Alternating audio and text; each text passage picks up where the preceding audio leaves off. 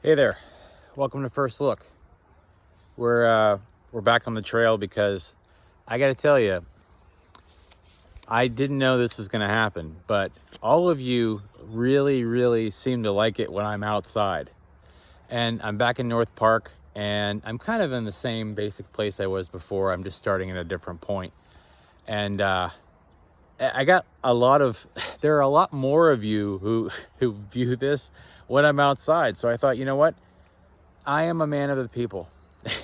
So why wouldn't I just go ahead and record from outside? So thanks for being here for a first look. And I try to stay out of the way of the walkers whenever I'm recording or whenever I start, because I'm going to start reading. I had a random thought as I was walking down here. Do you ever think that maybe aliens have visited us, but they came to a park and the first thing they saw was people running for no reason? They weren't running from anything, they were just running. And they thought, well, that's weird. And then they saw us being led by four-legged furry animals and picking up after them. And they thought, yeah, this is going to be too easy. We're just going to go. Like this isn't worth our time. All of you are clearly good. So anyway, my random thought for the day. Also, these are my sunglasses. I thought about wearing the sunglasses because it is sunny, but then I thought, you know what? I'm already obnoxious enough, and the sunglasses, I think, make me just too obnoxious. It's like, it's too much. So I decided to let you just off the hook with that. All right. I'm going to read this, our passage for today, and then kind of get into talking about it. We're starting this series, and it's about prophecy and poetry. And hopefully I will be able to make some sense as to why I'm doing all this. But it's but it's something I've been thinking about the last several weeks, and I find it kind of a fascinating way for us to look at the Old Testament, especially because I think sometimes it gets like we get bogged down in the history, and we get bogged down in like understanding the context of the Old Testament, because it's so big and so vast, and there's so many moving parts, and it's over so much time, and we don't know all the players, and we don't know all the places, and we can't picture everything, right? Because we haven't been there. We don't know what it looks like. The New Testament, the Gospels, they feel more local. They feel more like the place doesn't matter as much as the players.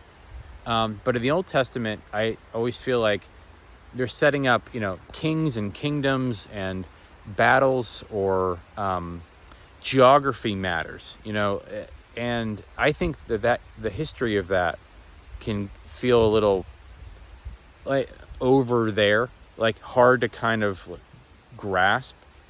And so I was trying to think of a way that we could talk about that this summer, talk about those stories, and kind of drive home something that I think will be more meaningful to people, or additionally meaningful to people. And so I thought, the language that we use for things is so vitally important to the way that we understand it. The stories that we tell, the analogies that we use. When I was thinking about sermon writing, sermons are, you're saying something in 15 minutes that realistically you could say in 2. But we need, like, the point that I'm making usually is something that you can say in 2 minutes. But it's important to be able to set it up, to get your mind and your imagination especially moving. And I think how we use our imaginations, how we see past the moment and look at the bigger picture, or how we get something big and try to make it small and tangible and something that can fit in our hand, all of that is really important. And so that's what we're going to be doing here over the next several weeks. And we're going to start in every week. We're going to be reading from the Psalms, because the Psalms are poetry and songs and lyrics that are meant for worship. And then we're going to be looking at some piece of prophecy. And in each of those, you're going to see analogy. You're going to see a creative thought that is supposed to allow us to see something that maybe we couldn't see otherwise. So just so I can put this down and start walking, I'm going to read for you the passage for this week, which is Hosea. Hosea is chapter 5, verse 15. So it's right at the end of chapter 5, and then the first 6 verses of chapter 6. Okay? So this is Hosea chapter 5, verses 15 through 6. I will return again to my place until they acknowledge their guilt and seek my face. In their distress, they will beg my favor. This is God speaking. Come, let us return to the Lord, for it is he who has torn, and he will heal us. He has struck down, and he will bind us up. After 2 days, he will revive us, and on the 3rd day, he will raise us up, that we may live before him. Let us know, let us press on. Press on is the title of the sermon. Let us press on to know the Lord. His appearing is as sure as the dawn. He will come to us like the showers, like the spring rains that water the earth. It's phrases like that you should be paying attention to. What shall I do with you, Ephraim? North Israel, northern kingdom. What shall I do with you, O Judah? Your love is like a morning cloud, like the dew that goes away early. Therefore I have hewn them by the prophets. I have killed them by the words of my mouth, and my judgment goes forth as the light. For I desire steadfast love and not sacrifice, the knowledge of God rather than burnt offerings. So, what you and I will explore together is why any of that matters in the ways that it does. Why does Hosea choose to talk about God in those terms, the people in those terms? And what do we do with that? Why do we use language like that to begin with? Part of what we have to do first is know a little bit about Hosea. Because Hosea's story, the framework of it, the way that the whole book is put together, is about using what's literally happening in Hosea's life, which is traumatic, and then applying that as a reflection to what is happening for Israel. So, setting the stage for you a little bit, Hosea his prophetic work is centered around the mid 700 BC, so 750, 730, in that arena. And the northern kingdom will be taken into exile in 722 by Assyria. The dates don't matter, but I'm giving you a context. And then about 150 years later is when the southern kingdom will be taken, Judah will be taken into exile. So those two things are going to happen. So Hosea is speaking to the northern kingdom and letting them know what's about to happen. And all of it is done through the lens of a painful and broken relationship. So the prophecy is given, I guess, is explained through the lens of Hosea's marriage. Hosea is married to someone who is not faithful to him over and over again. So the person is not faithful, and he's grappling with that. And God basically gives Hosea this message saying, I want you to take what is happening to you. You know, you're in this marriage, you have this family, even the names of your children will represent not only what is happening in front of you or behind your back, but it's also what is happening to Israel, and namely God's relationship with Israel. And so the beginning of the book, the first few chapters of Hosea, are all about setting up that analogy, that kind of, there's a poetry to that, right? It's a lot of analogy. I mean, even in the passage that you read about there from 5 to 6, talking about the nature of God's relationship, the healing, the restoration, the cooling waters, and we'll pick all that apart a little bit whenever we get to the actual sermon itself. But Hosea uses all of this language to be able to kind of get at and understand a little bit better how it is that they will, not only will he press on, will he keep going, but how Israel will, and how God will continue to press on and to try to reach Israel. And that there's obviously a lot of valuable lessons that I hope that I can pull out of that for us that are practical.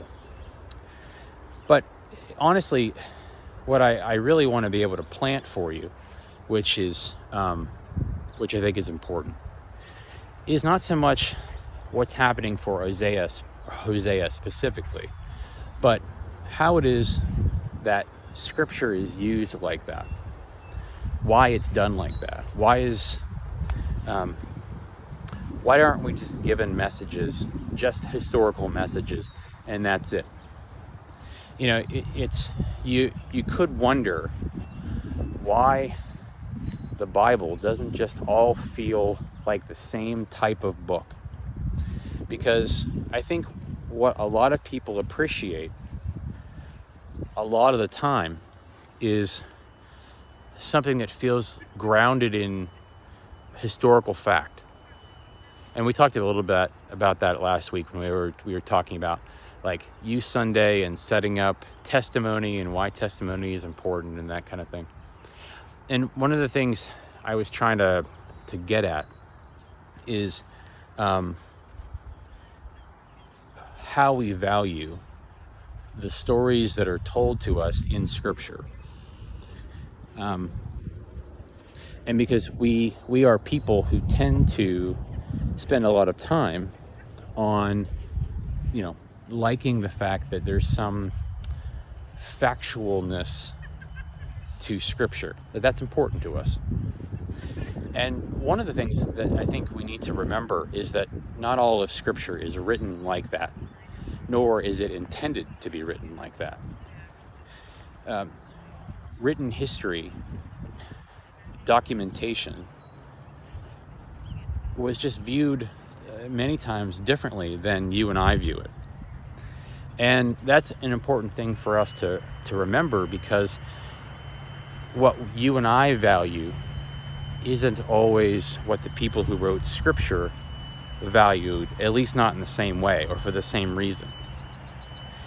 Because the authors were trying to convey large ideas, big things that were happening. And they were trying to give purpose to those ideas. Hosea was struggling with something in his own life. As well he should be. He was struggling with, what am I going to do with this relationship? And it was clearly reminding him, or he was inspired to think about it this way, as something that his people were going through as well. And as we think about that for our own lives, I think we go back to the things that are meaningful to us. Like,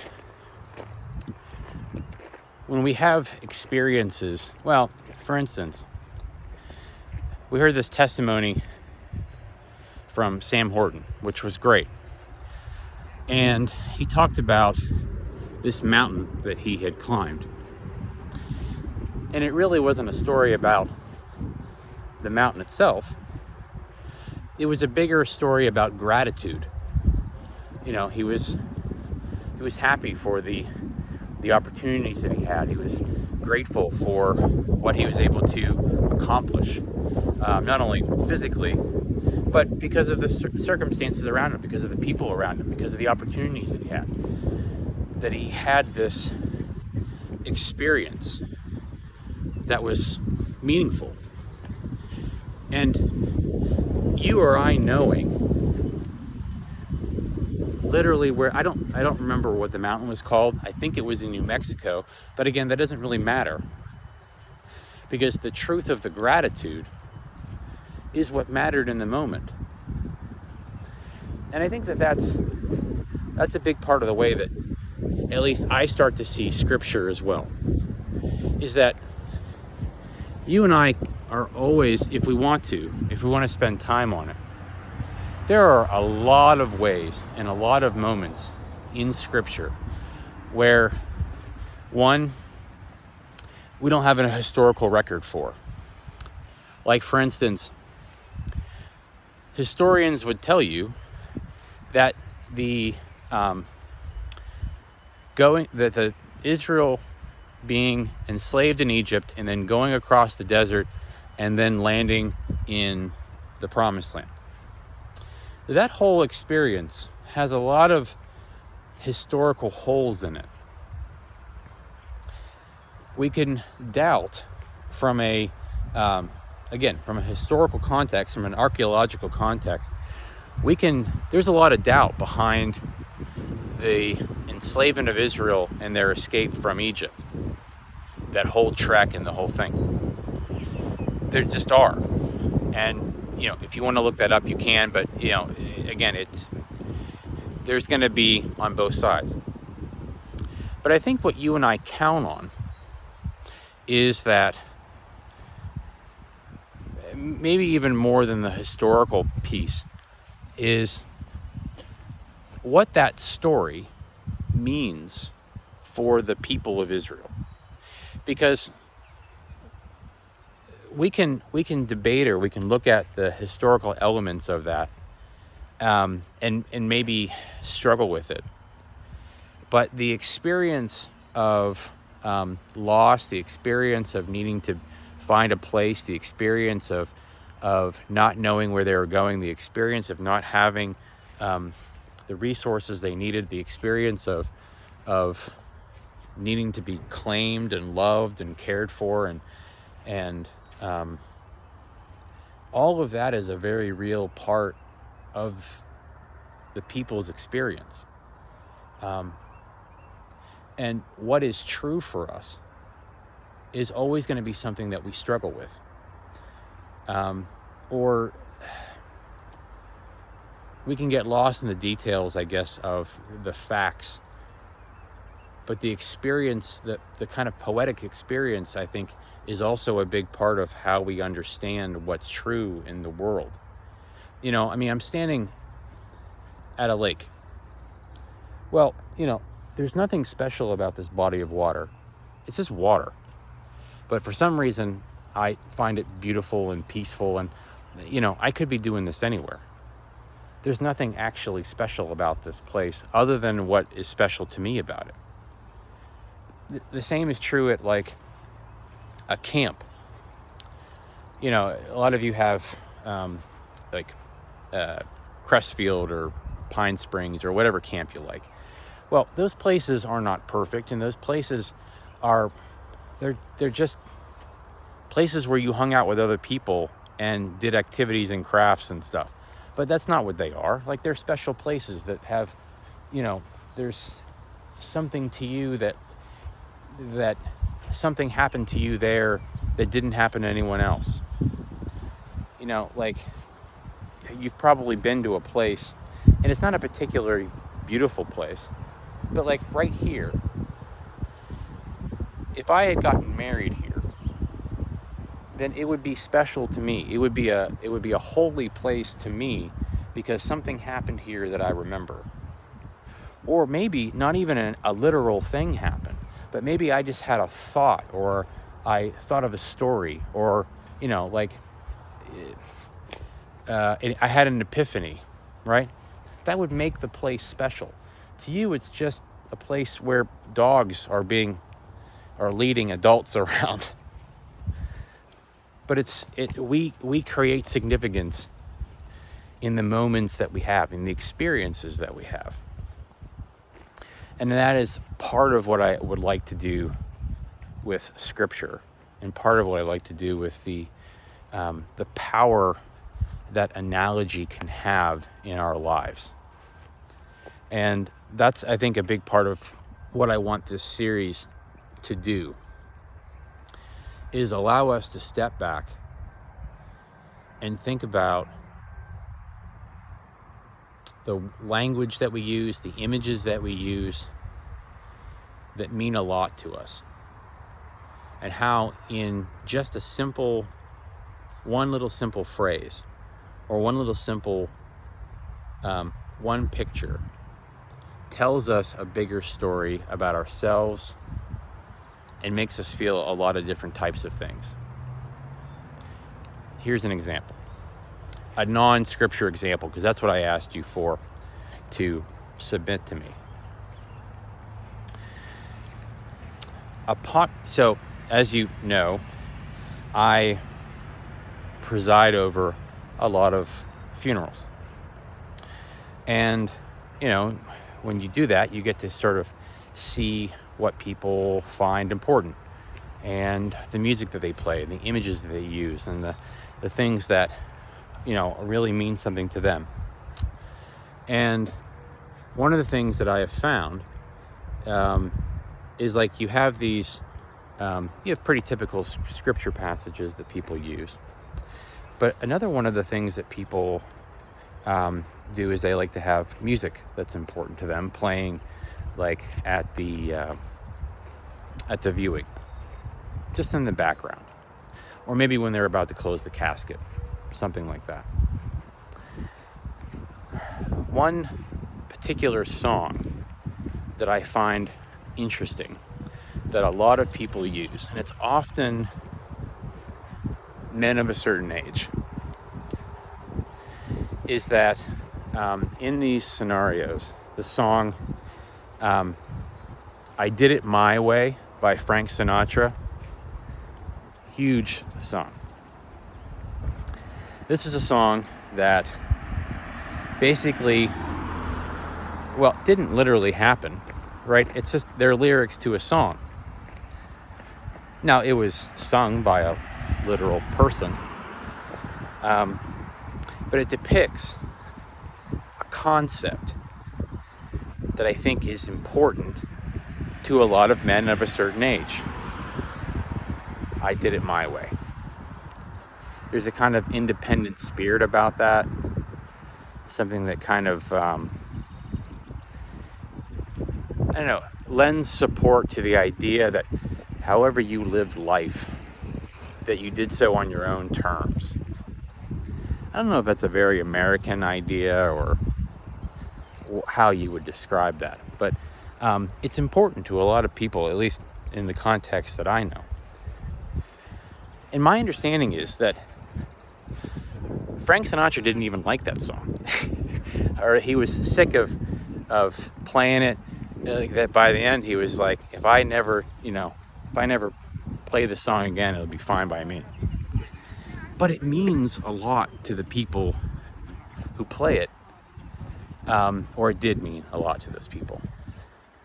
And that's really all that matters, because it describes to someone a bigger idea, something that they couldn't express on their own. Music does that for us. Poetry does that for us. I hear more poems at funerals than I ever do in life. I mean, I know more people who I've never seen read poetry or talk about poetry. But when we get to their funeral or their wedding or whatever, that piece of artistic expression means a lot to them, as do the lyrics of songs. And so it's just one of those things that I always find interesting. The ways that art or language about what's important to us can sum up something in a way that we couldn't sum it up ourselves. You know, it's the reason why flags are important. It's the reason why anthems are important, because it sums up an experience in a way that we couldn't do on our own. And so my hope is that as we explore Hosea, as we explore the prophets and the Psalms here over the next several weeks, that's what you get in touch with. That the truth about God is bigger than any fact or figure that I can give you, or any kind of defense I can give you for logical defense that I can give you for why I believe what I do. Because you trying to explain to me why Frank Sinatra's "I Did It My Way" is important doesn't really mean anything. What means something is what it means to you, and how it inspires you, and how it speaks some level of truth into this human experience that we all have. So I hope that gives you kind of a precursor to what we're going to be doing. I appreciate you taking a walk with me, and maybe next time I'll wear the sunglasses and see if you think that they're as obnoxious as I assume that they are. And thanks for being you, and I'll see you next time for another First Look. Take care.